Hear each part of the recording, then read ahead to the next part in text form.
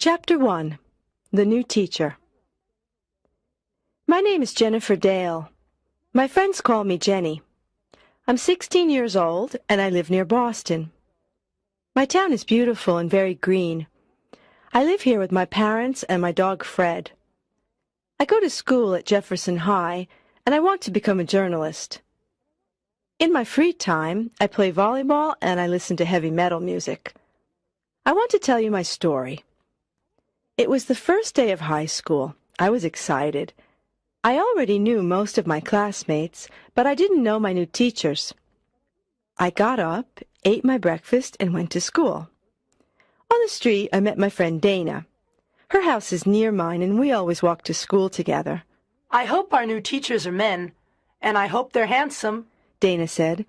Dana loves talking about boys. Yes, I need something new and interesting in my life, I answered. We arrived at school and went into our classroom. A young man was inside. Hello, boys and girls. I'm your new science teacher. My name is Mr. Adams. I hope to work well with you this year. Dana and I looked at Mr. Adams. He was tall and thin. He had blonde hair and brown eyes. He seemed friendly. We're lucky. I think he's a very handsome teacher, Dana said to me. Yes, he is, I answered. I looked at him and he looked at me. Our eyes met. What's your name? He asked, smiling. Jennifer, I answered. I was a little nervous. He turned to Dana. And who are you? I'm Dana. Dana gave him a big, enthusiastic smile. At that moment, the noise of an airplane attracted our attention. Everyone in the class looked out of the window, but the sun was in front of us. It bothered our eyes. We turned away from the window, except Mr. Adams. He was at the window and was looking directly at the sun. The sun didn't irritate his eyes. Gee, I thought, how can he look at it like that? The airplane then passed and the lesson continued. When the hour finished, another man walked in. This one had black hair and green eyes. His nose was small and pointed, and he had strangely high cheekbones. What a weird-looking teacher, I said to Dana. Wow, you're right, she exclaimed. The teacher didn't smile and spoke coldly to the class. I'm your English teacher. I want you to be on your best behavior this year. The lesson can begin. And remember, no talking. Everyone in class was evidently shocked, but no one said anything. Another student, Steve, raised his hand. What? Asked the new teacher in his cold voice. Excuse me, but what's your name? Mr. Stone, he answered. I then noticed that his voice wasn't just cold, it was metallic and monotonous. Dana looked at me with disappointment. She raised her eyebrows. What's his problem? She mouthed. The lesson proceeded. Mr. Stone read a poem from our English literature book. His voice was weird, very weird. It had no emotion. It was almost robotic. Someone touched me.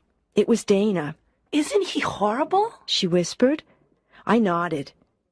The other teachers we met that morning were Miss Smith, the arts teacher, and Mrs. Ching, who taught math. Both seemed nice. Miss Smith in particular was a very cheerful person.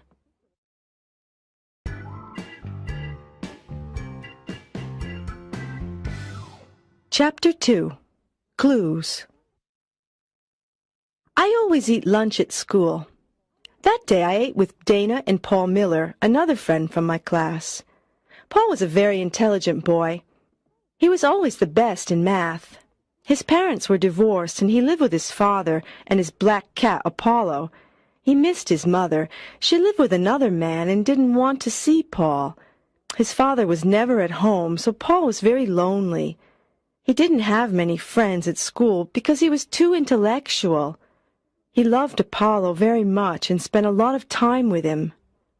What do you think about our new teachers? I asked my friends. I think Mr. Adams is very sexy, said Dana.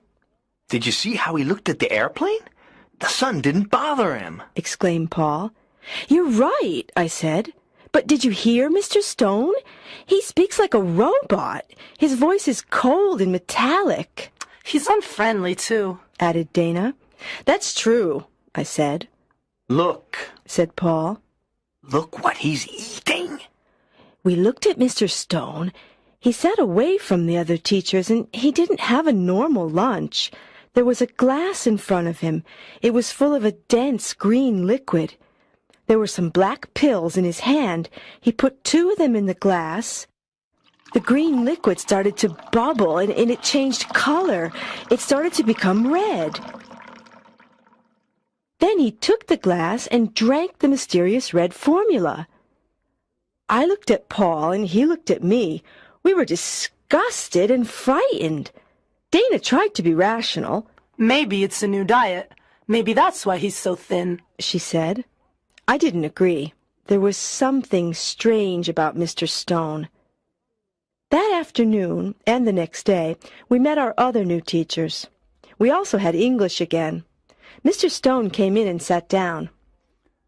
Miller, Paul Miller, tell me something about yourself. Paul was surprised. English teachers don't usually ask personal questions. Well, Paul, don't you have anything to say? Well, I enjoy astronomy. I have a cat. Mr. Stone asked everyone to say something about their life and hobbies. Maybe he wants to create a relationship with us, but he's such a cold person. How bizarre, I thought. Then, looking at him more carefully, I noticed something. His eyes weren't green anymore. They seemed a darker, different color. I raised my hand. "May I go to the bathroom?" I asked. As I walked towards the door, I looked at Mr. Stone's eyes again. I was right. They were yellowish-brown. They looked like amber.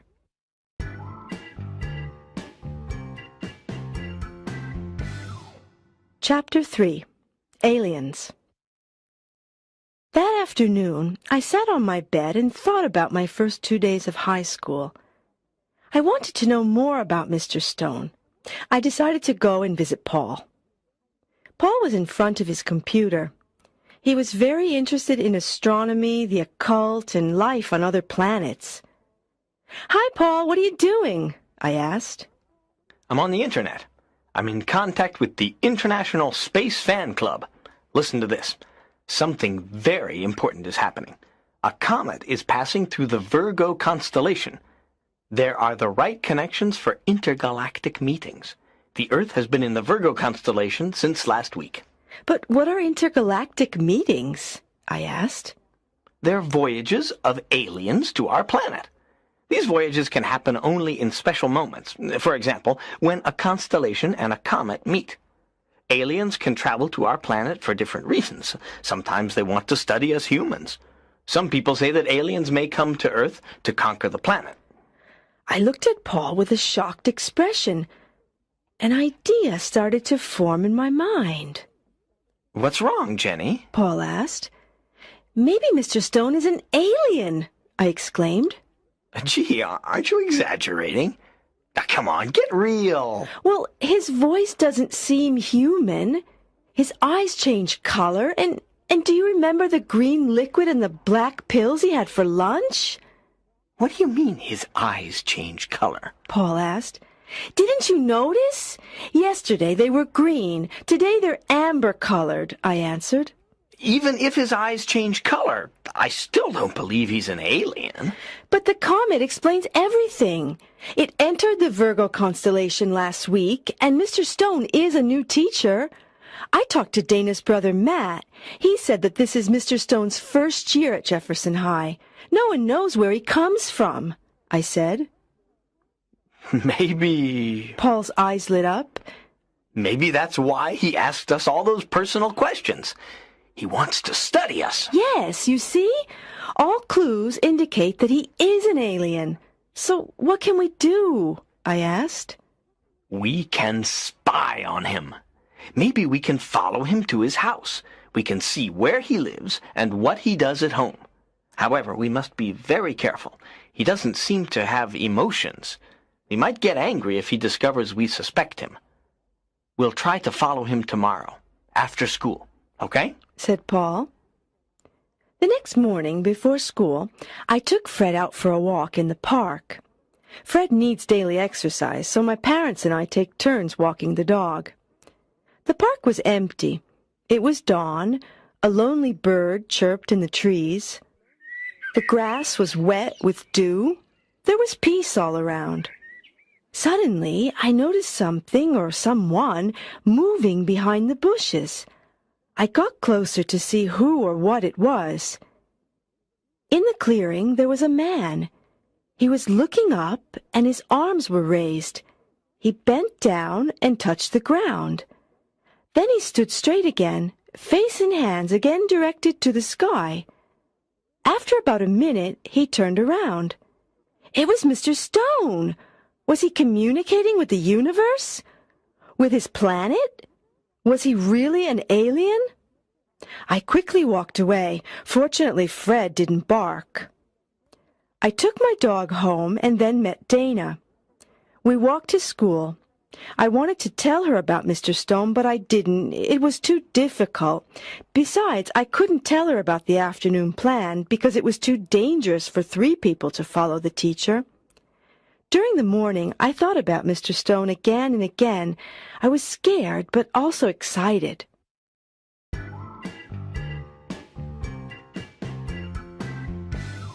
Chapter 4. Too much imagination? When the science class started, Mr. Adams walked in. Come on, boys and girls. Today we're going to the science laboratory, He announced. In our lab, there are some white mice and some hamsters in cages. As Mr. Adams passed by their cages, they started to squeal loudly. They were very agitated. Mr. Adams laughed. What's wrong? He said, speaking to the animals. I won't eat you. Then he gave us some worms. You must cut them into little pieces. The pieces can live and move independently, He said. I looked at my worm. It was pale and slimy. I didn't want to cut it up. Jennifer, are you afraid of cutting up your worm? I looked up. Mr. Adams was at my desk. He smiled down at me. Give me your knife. I thanked him and gave it to him. His arm touched mine. It tickled. An electric shock ran through me and I jumped. What's wrong? Asked Mr. Adams. He seemed frightened. Nothing, I answered, trying to smile. He helped me cut up my worm, then walked away. No one else in class had noticed anything. I didn't know what to think. Were all my teachers weird, or was I just too imaginative? I wrote a note to Paul and told him what had happened. "Paul," I whispered. Paul turned and looked at me. I passed the note. Excuse me. What are you doing? Paul, what do you have in your hand? Asked Mr. Adams. His voice made me freeze. We were in very big trouble, Nothing. said Paul. Please listen to the lesson. If I see you again, you must give me the note. I'm sorry. Answered Paul. Phew, I was so happy that I wanted to laugh. Obviously, I didn't. When the bell rang,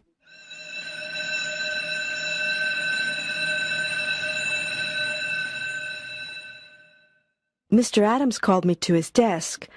Oh, no, I thought. He smiled. I'm sorry I scared you. 2 years ago I had an accident. My left arm is artificial. It's an electric prosthesis, and sometimes it can give electric shocks. He seemed a little embarrassed. I was surprised and sorry. He was so sweet. I thanked him and went to lunch. Paul, forget what I wrote, I said as I sat down at our usual lunch table. I told Paul and Dana about Mr. Adams's electric prosthesis. Then Dana mentioned Mr. Stone. Paul and I looked at each other, but we didn't say anything. Besides, after school, Dana had a dance club meeting in the gym, so Paul and I were free. We finished our chocolate milk and went out to recess. At the door, we met Mr. Stone. His head was down. He seemed deep in thought. Hi. Dana said to him.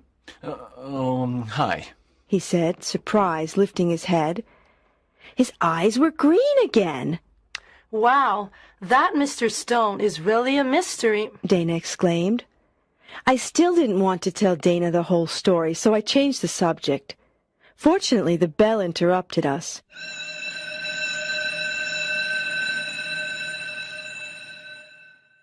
Before entering class at 1 o'clock, I took Paul aside. I quickly told him about what I had seen in the park. Wow! I wonder what we'll see this afternoon, remarked Paul.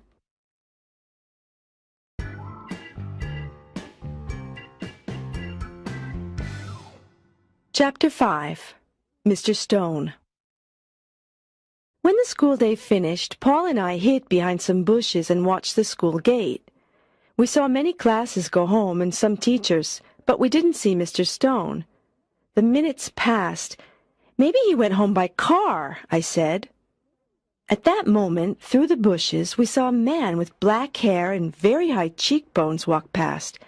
"It's him," I whispered. Wait!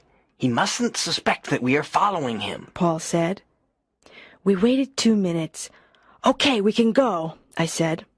We followed him at a distance, and finally we saw him go into a house.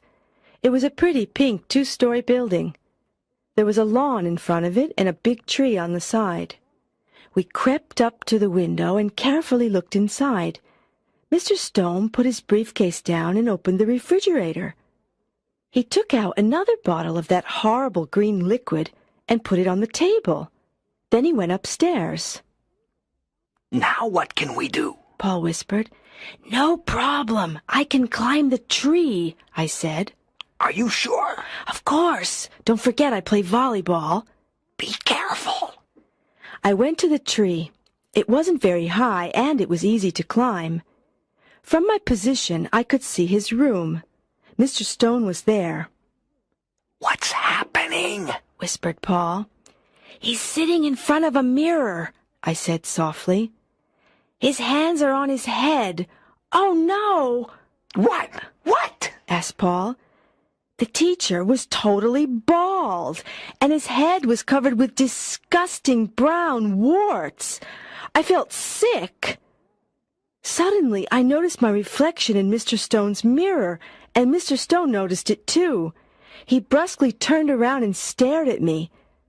I was paralyzed with fear. My mouth fell open. I was expecting the worst. Instead, Mr. Stone didn't look angry. He actually seemed very sad. He opened the window. You students think I'm weird. Come inside. I want to tell you something. "Oh, Mr. Stone, I'm terribly sorry," I started to say. I was extremely embarrassed. Don't worry. Since you're here, please come in. I climbed down the tree. Paul was very nervous. Come on, Jenny. Let's go away before it's too late. "No, Paul, I'm going in." But... I went towards Mr. Stone's front door, so Paul followed. The teacher opened the door and made us sit down in his living room.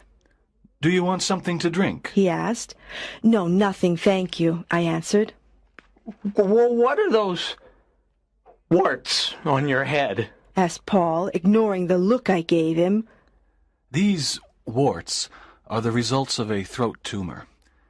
You see, I started smoking as a teenager, and I continued until the tumor.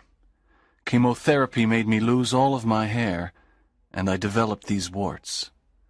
You've probably noticed my voice. Unfortunately, the tumor destroyed my vocal cords, so now I speak with a voice implant. The tumor has caused very serious changes in my life.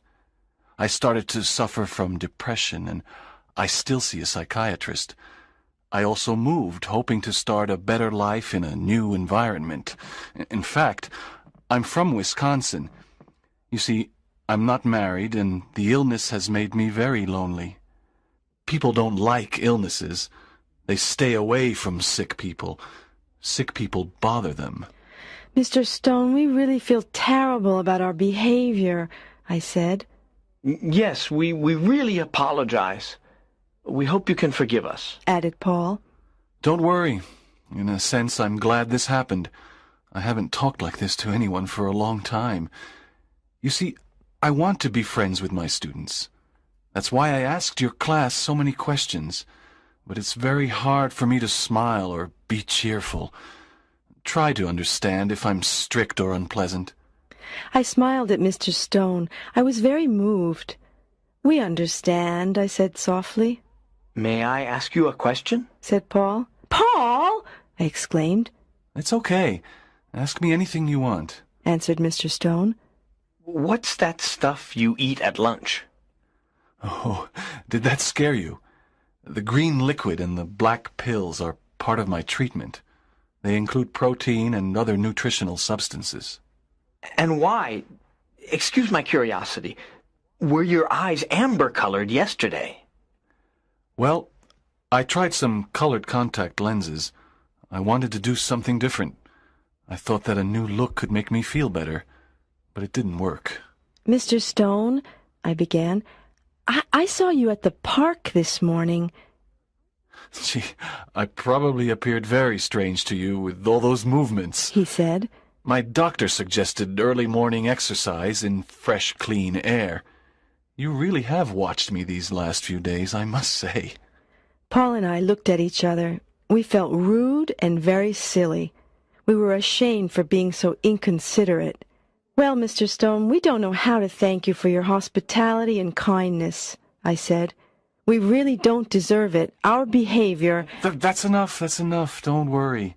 Thank you for your company. I'll see you tomorrow at school. And remember, if you ever want to come and visit me, you're always welcome. Thank you very much. We'll come again, said Paul. Paul and I left Mr. Stone's house and walked home. Well, I think we've learned a lesson, Paul said.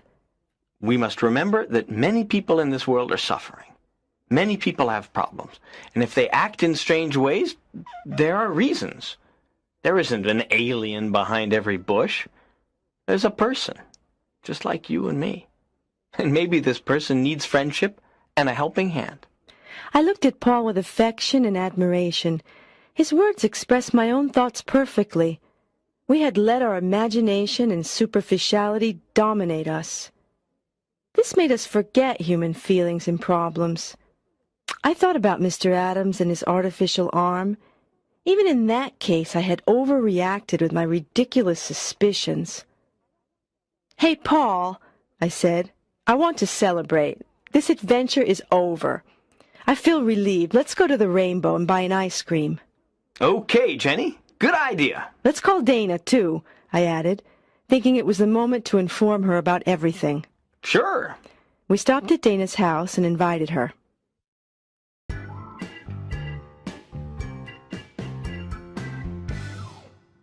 Chapter 6. Thanks to a Missing Watch. We sat down at the Rainbow and ordered 3 sundaes. "Dana, we have news about Mr. Stone," I said. Yes, although it's a very long story, Paul added. We told her everything, the news on the comet and the intergalactic meetings, our plan to spy on Mr. Stone, finally the teacher's sad story. Dana's expression went from surprised to worried to ashamed during our tale. "Our class must be much nicer to him," she said. "But this comet, maybe aliens will come to Earth." "Dana, please, I don't even want to hear the word alien," I exclaimed. Let's keep our eyes open for people in need, not for aliens, Paul added. Okay, sorry, said Dana. From the window of the ice cream parlor, I noticed that it was already dark. I looked at the time. My watch wasn't on my wrist. "Oh, no, my watch!" I exclaimed. Then I remembered. I left it in the gym. I took it off at recess to play volleyball. I must go and get it. But, Jenny, I'm sure that the janitor will find it and put it in a safe place, said Paul. I don't trust him. That watch is so important to me. It was a gift from my grandfather. He's dead now, and it's the only thing I have of him. I must go to school immediately. "But the school's closed now," Dana commented. "No, not today. Mrs. Ching is at school all evening because she's preparing some math tests. I know because I heard her talking to Miss Smith." Okay. Well, I'll see you tomorrow, then. I have to go home and start my homework, Paul said. "Me too," Dana added. We left the Rainbow and I went towards Jefferson High. The back door was open. I went in. Our gym is on the ground floor, but I didn't go there directly. Something stopped me. I felt a strange sensation. I didn't know what it was. Something wanted me to climb the stairs and go up to the classrooms. I felt afraid. The school was dark and silent. I shivered. Where am I going? Why am I climbing these stairs? I thought. My heart beat faster and faster. Something terrible was at the top of the stairs. I sensed it. But what? I desperately wanted to run away and return home, but I couldn't. The mysterious force inside me made me go on. On the 3rd floor, I heard a noise. Someone was moaning. As I passed by the janitor's closet, the sound became louder. Someone needed help. I opened the closet. It was Mrs. Ching. The old teacher was on a chair with her hands and feet tied. She was gagged and her eyes were open in terror. "Mrs. Ching," I whispered. I took the cloth from her mouth. Help! She said. Someone is doing something wrong, and he or she is here now. The person is in disguise. "Okay, Mrs. Ching, stay here. Whoever it is mustn't suspect anything." I put the cloth back in the teacher's mouth and left the closet. I looked around the 2nd floor. I was terrified. Everything was silent. The long, dark hall was very frightening. Then I noticed something. A light was on in the computer room. I crept to the door. Someone inside was working on a computer. I could hear fingers clicking on the keys. Slowly, very slowly, I opened the door. Just a crack.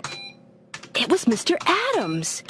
He was typing a kind of code on the screen. Was it a password?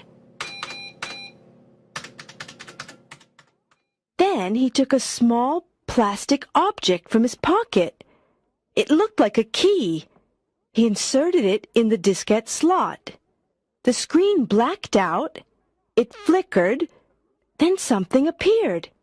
It was the face of an alien. The alien had a green head and big red eyes. It didn't have hair and it didn't have a nose. Its mouth and ears were very small. Then Mr. Adams put his hands on his head.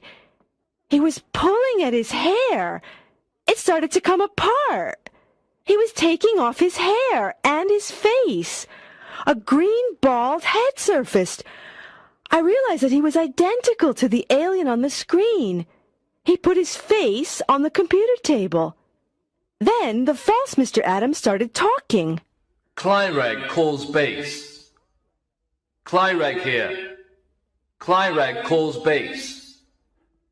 I'll tank Pillex, Clyrag. How is your mission proceeding? Said the alien on the screen with a mechanical voice. For now, everything is okay. But I'm already tired of this mask. And I hate speaking this barbarian language. English is not a barbarian language, I thought angrily. I'm sorry, but your voice implant must stay inside you until the mission has finished. Then we can remove it. Tell me, does anyone suspect you? Said the alien. No, I don't think so. I had a small problem with an old math teacher, but I was in disguise and I tied her up in a closet. So everything's fine. Ha-ha, you're wrong. I'm here now, I thought. I hope you're right. Our mission can't fail. The spaceship must come this Friday. We'll land in the old abandoned airfield. We'll wait for you there. By 9:30 p.m., you must be ready.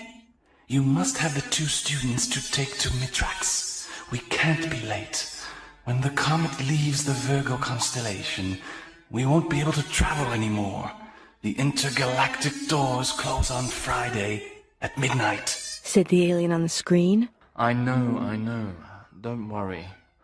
I must still choose the 2 students, but I think I know who I want. How will you capture the students? You can't touch them because you're electric. Aha! So the story of his prostheses was a big fat lie, I thought. On Friday evening, there is a family teachers' meeting. During the meeting, I'll leave the other teachers. While the parents are listening to the teachers, I'll ask the students to come with me. I'll invent an excuse. Then I'll take them to the science lab, and I'll spray them with my hypnotizing spray. Once they're hypnotized, they'll do everything I say. They won't be able to think or rebel. We'll go out of the building by the fire escape exit and walk to the airfield, said Mr. Adams Clyreg. I'm sure he wants me, I said to myself. Be at the airfield by 9:30 p.m. then, Clyreg. Good luck. I'll tank Pilex. I'll tank Pilex, Gortz, said Mr. Adams Clyreg to the alien on the screen. Then he took the key out and the computer screen returned to normal. I silently closed the door and quickly went back to Mrs. Ching. I can't tell you anything. It's for your own safety. Just act normally and no one will hurt you, I said. Who? Mrs. Ching started to ask, but I escaped down the stairs and ran out of the building. I stopped running when I was far from the school. My watch was still in the gym, but at that point I didn't care. I had a lot of difficulty sleeping that night. I decided to tell Paul and Dana, but no one else. No one would believe me.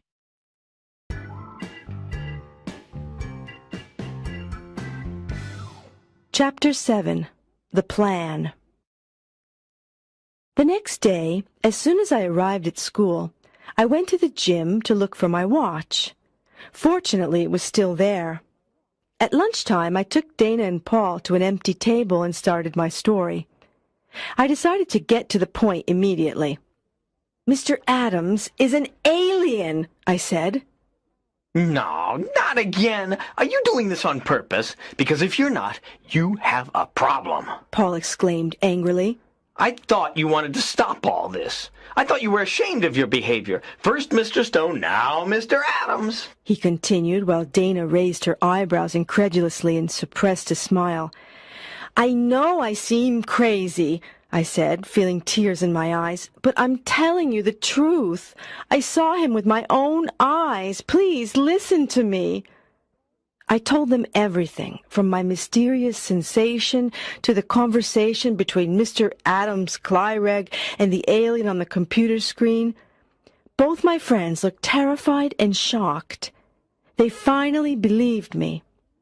Besides, I added, do you remember how he looked at the sun? It's incredible, I continued. He's green, and his name is Clyreg. Other aliens are coming in a spaceship on Friday evening. They're going to land in the old abandoned airfield near our high school. They want to take 2 students with them to Mitrax. Mitrax? Asked Paul. Yes, it must be the name of their planet. This Friday? Added Dana. Exactly, during the family teachers meeting. He's going to hypnotize them with a spray and take them on his spaceship. Today is Thursday. We only have a day to do something, exclaimed Paul. I have an idea, I said. What? What? Asked my friends. We can try to find the hypnotizing spray and take it away from him. It can only be in 2 places, somewhere in his house or somewhere in the science lab. Good idea. This afternoon, after he goes home, we can look for the spray in the lab. If the spray isn't there, tomorrow morning we won't go to school. We'll get into his house in some way and take the spray, added Paul. But we don't even know where he lives, objected Dana. Well, we'll find out, I said. So, we want to steal his hypnotizing spray. Maybe Matt can help us. He has a key that opens all doors, Dana said. Dana's brother Matt is a policeman. Are you sure he'll give it to you? I don't think he'll believe this story, I said. Of course not. How can he believe something like this? I obviously have to steal the key. I hope he doesn't notice. Stealing a passepartout from the police is a big crime, Paul commented. Yes, but it's the only way to enter where we want. Don't worry, I'll be careful. Gee, Mr. Adams is so friendly and handsome. It's difficult to believe that he's a horrible green alien. Well, this afternoon I'll get the key. Remember, don't say anything to anyone, I said. This is our secret. Okay, don't worry. I hope everything will be okay. Paul said. We went to our afternoon classes. I couldn't wait for the day to finish. I was nervous and excited.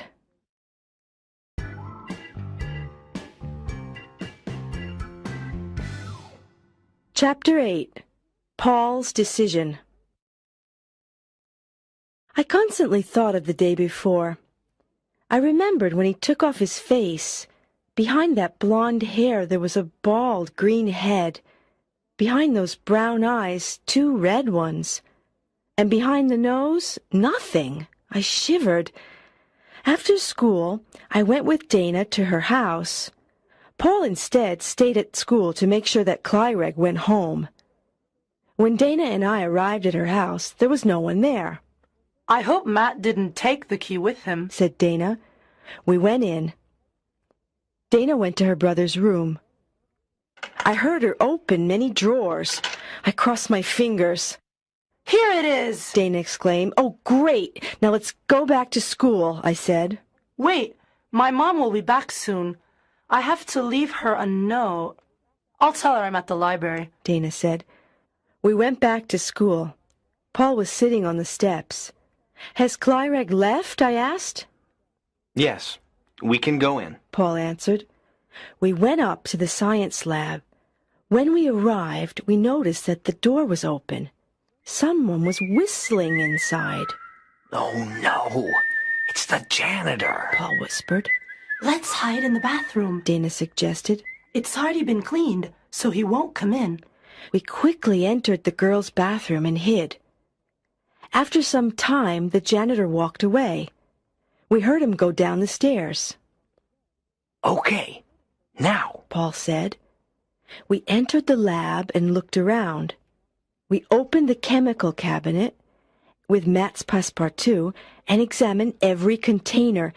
There weren't any sprays or strange bottles, so we tried the refrigerator. What's this? I said.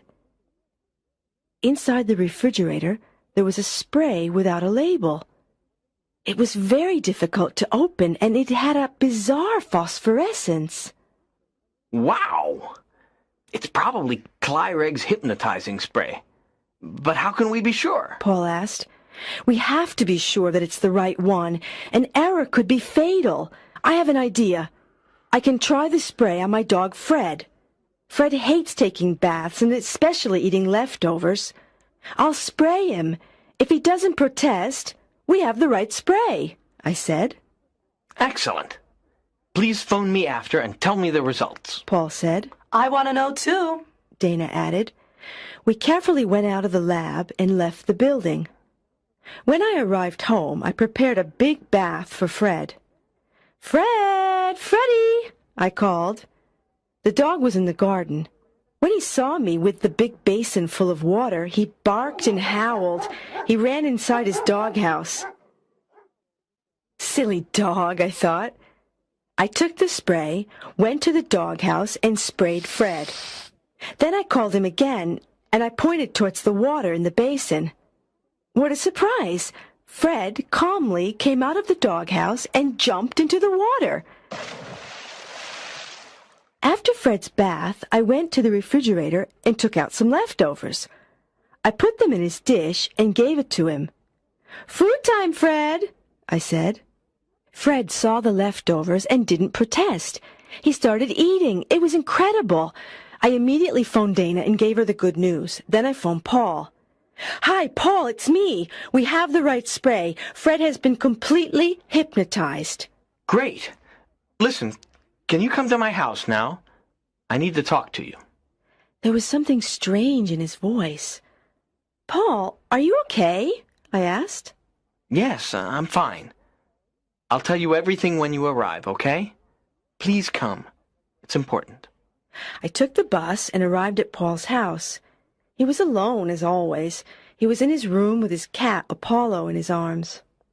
I want to go to Mitrax with Clyreg, Paul said. "What?"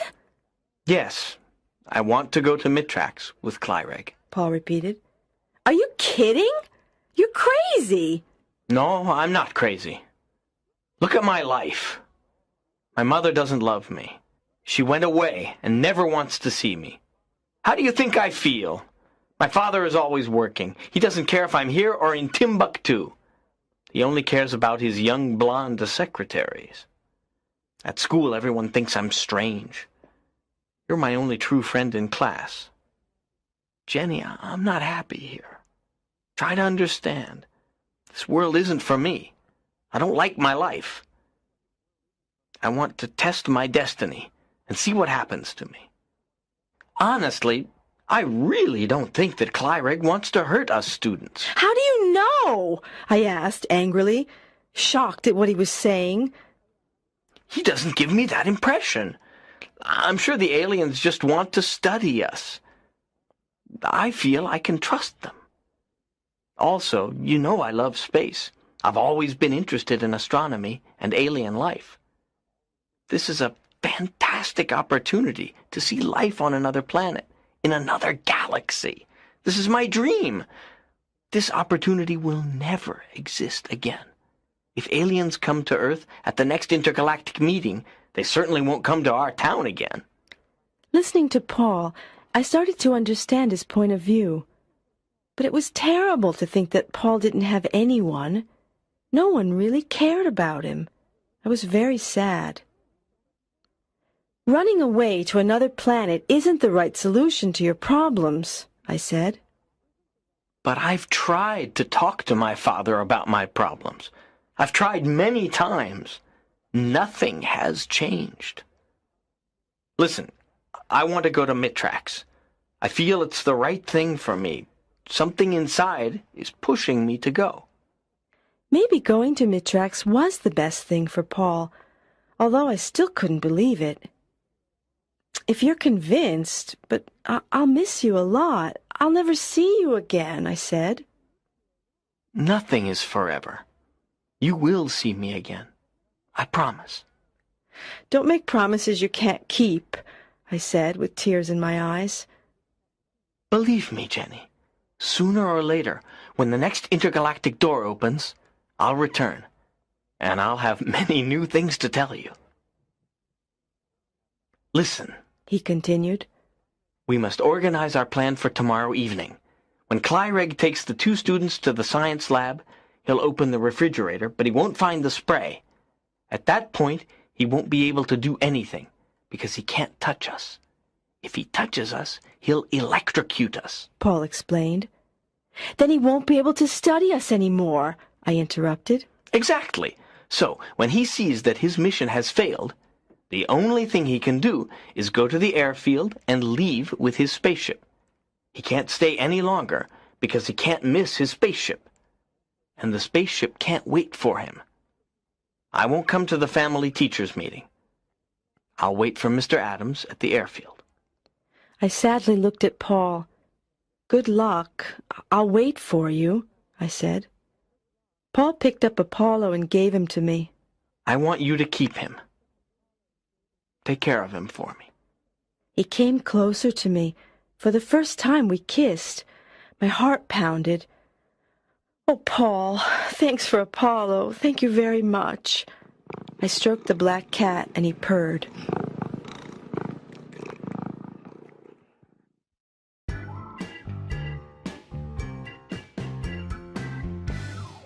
Chapter 9. Friday Night. I went back home and passed by Dana's house to give her the passepartout. That night I didn't sleep. I thought about the next day, about Paul's decision, about Clyreg. Apollo mewed in the darkness. On Friday morning I got up early. I felt very tense. The day proceeded slowly. During the morning, the principal came to remind us of the meeting. Don't forget that this evening there's the family teachers' meeting. I hope to see all of you with your parents. Sure, I thought, and during the meeting one of your teachers will try to kidnap 2 students and take them to a mysterious planet. When the school day finished, I went to the Rainbow for some ice cream with Paul and Dana. Paul told Dana about his decision. She was obviously very surprised and disappointed. Those moments we passed together were very special. I will never forget that last afternoon with Paul. Our friendship seemed stronger than before. We felt more united because of our separation. Finally, after dinner, my parents and I walked to school. We sat down in the auditorium and the meeting started. At one point, I saw Mr. Adams get up and go towards Dana's family. I saw him whisper something to Dana's parents and then to Dana. She got up from her chair and followed him. Together they walked towards Stephen's family. Steve is another one of my classmates. I'm sure Clyreg chose him because Paul was absent. In fact, I noticed him looking for Paul. Steve, Dana, and Mr. Adams left the auditorium. So he didn't choose me, I thought. I looked at my watch, 9:05. 25 more minutes. Suddenly I had an irresistible impulse. I wanted to see what was happening. I got up. Jenny, where are you going? My mom asked. I'm going to the science lab. Don't worry, I said, and I quickly walked away. The door of the lab was closed. Inside I heard Mr. Adams opening the fridge. I imagined his anger. Oh, no! He exclaimed. Where is it? Where is what, Clyreg? Dana asked. Are you talking about the hypnotizing spray? You lost, Clyreg, she exclaimed triumphantly. What? You know? Clyreg was shocked. What spray? What are you saying? Said Steve, who didn't know anything about it. What courage Dana has, I thought. Mr. Adams had the power to electrocute her if he wanted. It was stupid to make him angry. But in the end, it seems that Paul was right. Clyreg wasn't really a bad alien. Well, I don't think you need us anymore, Dana said. The door opened and she walked out. Come on, Steve. Everything's okay. Let's go back to the meeting.